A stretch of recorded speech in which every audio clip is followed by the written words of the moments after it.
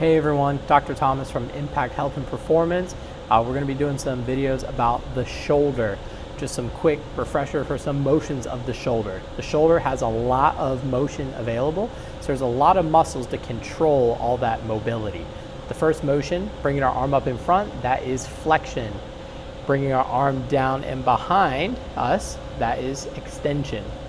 Bringing our arm out to the side, that is abduction. Bringing our arm back down to our side, that is adduction. At the shoulder here, the shoulder is able to rotate. As we rotate our arm out, that's external rotation. So you bring that arm in, that is internal rotation. That can be performed in a lot of different locations.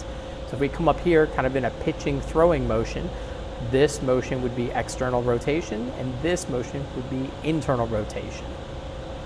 When we think about the internal and external rotation, those are controlled by the rotator cuff muscles. You have 4 rotator cuff muscles. They are supraspinatus, infraspinatus, teres minor, and subscapularis. Supraspinatus sits up here in the top, and that controls external rotation. The infraspinatus is in the middle of the shoulder blade at the bottom, and that controls external rotation. Teres is right here on the side, that controls external rotation.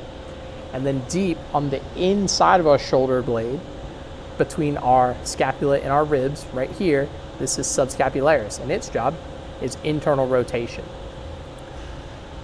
One of the most common patterns for movement restriction is restriction with overhead movement, where we feel like we're running out of room and pinching here in the front of the shoulder. So it's this last bit of flexion when we're trying to get all the way up overhead.